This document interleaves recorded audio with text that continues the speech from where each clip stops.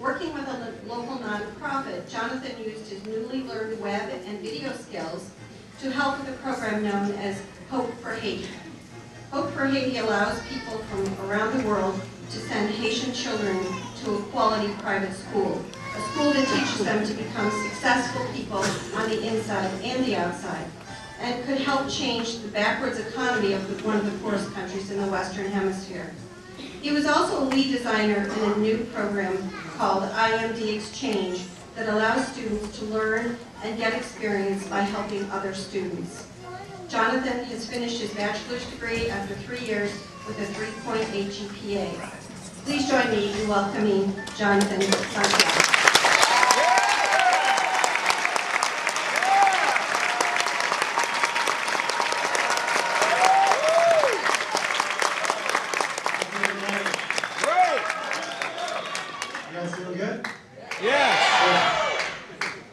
Got me on a short leash here, so no crowd surfing. That was like half my talk, too. Truly, I consider it a privilege and an honor to be able to speak in front of my teachers and the faculty who I've learned so much from, and my students who I've learned so much with and from. I look around the room and I see, family and people who love the arts as much as I do, and I just think, these are the people that I love and that we share similar passions. It's so awesome we can all assemble here together. One thing I've learned about success over the past 3 years with the AI is that it's important to find successful people and build on their success, improving your own talents and ideas. Here at the AI, we were blessed to have teachers, instead of not just the apple and ruler teachers. They didn't start out with teachers, they were professionals in their field, and they came and they said, hey, I'm going to share some of this knowledge, I'm going to give some of my input for these students. So our goal is to graduate and become the best we could be. Now that we have achieved our goal, it is time to set an even bigger goal, one that will drive us to succeed in a world where it's so easy to get off track. Let's take a moment to dream, to clearly discern what we desire most in life. This will become our definite major purpose. Now I'm going to be using that definite major purpose word a lot. It's just kind of like, I guess, the theme. So if any of you guys are taking exhaustive notes, write that down. That guy right there, okay. You're just doodling, okay.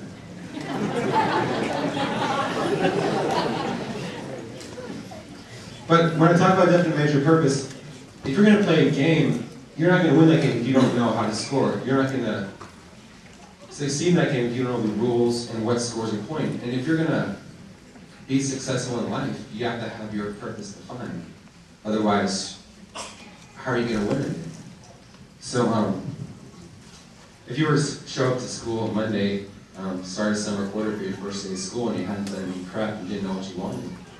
I mean, you may get a degree eventually, but it'll probably be like $200,000 in debt with a culinary degree when you wanted a graphics design degree, because you didn't have a plan, you didn't have a purpose. So I think it's important that since we've already been so successful at school, we take a moment and just evaluate what we really want now. So it takes focus and determination to break through the noise of life, but above all, it takes a definite major purpose. Napoleon Hill spent years studying and interviewing hundreds of successful people. Found all successful people had one thing in common. I quote, "It is impressive to recognize that all great leaders in history have attained their leadership by the application of their abilities behind a definite major purpose. It is no less impressive to observe that those who are classified as failures have no such purpose, but go around and around, like a ship without a rudder, coming back always empty-handed to their starting point." You guys anybody in here ever bought a new car? Or bought an old new car? You ever notice all of a sudden you see that car everywhere? So I mean, what changed? That all of a sudden start manufacturing new cars? Or maybe everybody just, this is what I thought for a while, I figured everybody just copied me all of a sudden, because I got this cool 83 No, nothing changed. What changed was your perception of what was already there. you put into your mind, I have this car now, so all of a sudden you start seeing it everywhere. And the same thing is a law. It's not just, oh, it's my habit, it's a law with success. If you put into your mind what you want specifically, you know, I want to be art director by the age of 32, making this much money with this company, you're going to see avenues to your success everywhere you go. Because you're looking for it and other people aren't. That's what's going to separate us. You guys have already proven that you guys have a definite major purpose. You graduated from this institution where other people didn't. Some people floundered. I mean, it wasn't easy. I'm sure each of you could get there and tell your story about obstacles you overcame. One time I had a choice to either lower my budget or I'd have to drop a class and then I wouldn't graduate on time or something. So I figured, what I have to cut out on my budget. And I looked at my food budget and I said, okay, if I lower my food budget to $40 a month, then I'll be able to make this happen. Listen, what happened was, I determined I would do that. And I didn't even think about food. I just set my mind on the goal, on the fruits of my labor if I did that. And then throughout the whole month, you know, as if by magic, food, I mean, leftovers from Thanksgiving, church was giving out their food. I mean, I wasn't eating filet mignon and vanilla lattes, but I was never hungry. I look back at the month, I did not go hungry one day. At one point, I was even turning away food. People like, you want this bagel? No, thanks, I'm full. And I look at my budget. Not only did I meet my goal of not exceeding $40, but I broke 20. I spent $16 that month on food. $16.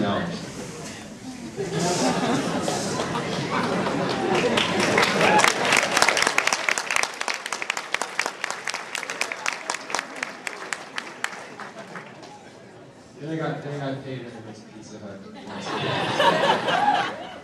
But because I was focused and purpose-driven, the law of compensation rewarded me for my efforts while opening new doors at the same time. So there's a common denominator of success. Every successful person, you take two people, a group of people, same upbringing, same environment, give them both the same information, some will succeed while others won't. So people set out to study, you know, what's similar among the successful people. Well, here's what it is. You guys want to hear it? Yeah. The successful people were concerned with pleasing results. Okay? So they were concerned with pleasing results, while the people who were not successful were concerned with pleasing circumstances. So what that means is the successful person is looking at their goal, right? So all the obstacles in the way just become stepping stones to that goal. The obstacles make them ready for the goal, okay? Whereas if you don't have a definite major purpose, if you don't have a goal, what do you see the obstacle as? Obstacles as just obstacles. There's no reason to go over them. You run from them because there's nothing on the other side. You're not after anything. So instead of making a life for yourself, you make a living. And there's a difference between making a life and a living. Living is just looking at the obstacles saying, you know what? Those obstacles are bad. They'll hurt me. They'll make me feel uncomfortable, so I'm going to avoid them at all costs. Try to stay in my comfort zone. Whereas making a life, you see these obstacles, they may hurt me a little bit, I'm going to go through them, and I'm going to get to my goal. You guys have already proven yourselves as those who want to make a life. We have proven ourselves as those who want to make a life, not just living by attending the school. I know you guys can all get up here and tell your stories about what you've all had to overcome. I mean, raise your hand if you can pull at least one all-nighter. Okay, 2. 5. 7, 8, 10. No, wait. Game art. If you stay up all night playing, if you stay up all night testing video games.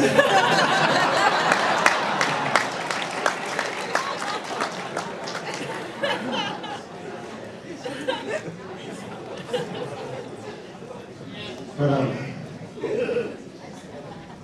with your purpose, find your purpose, find out what you love, and this may sound cliche, just don't quit.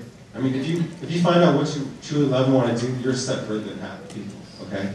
And if you just don't quit, the law of success will determine that you will be successful. If you just don't quit and you have your plan, your purpose defined. So this evening, I'd like if you just take a second, just kind of relax and dream with me a little. Take yourselves into the distant future to what you would consider the last days of your life.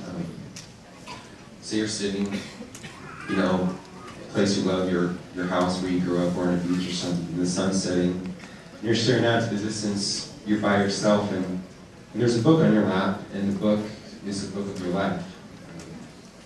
From birth till now, everything you've done, every person you've talked to, where you spent your time is recorded. And today you're going to write the last pages of the book, but before you can do that, you have to put a title on it, because there's no title in the book yet. And like any book, the title has to reflect the content. So I'd just like for you guys to think today, what do you want your book to say? Do you want it to say fulfillment? Do you want it to say success? Do you want it to say dream fulfiller? Now, how could you be a success if you spent 40 or 50 years afraid to take that next step? Just kind of, you know, I'll stay in my field and see what comes along. You guys have already proven you're way above that. I mean, please don't, I'm talking to me too, let's not sell ourselves short. I mean, you graduated, we're elite. Exactly. Thank you.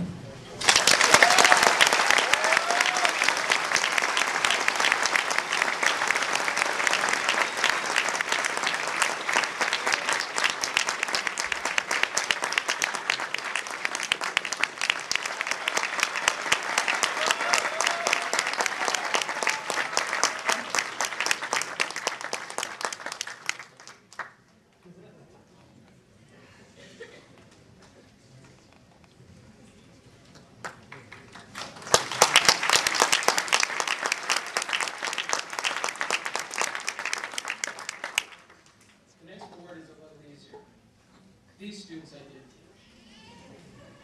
did. And what I can say is that they are... Second comes Jonathan E. Santiago.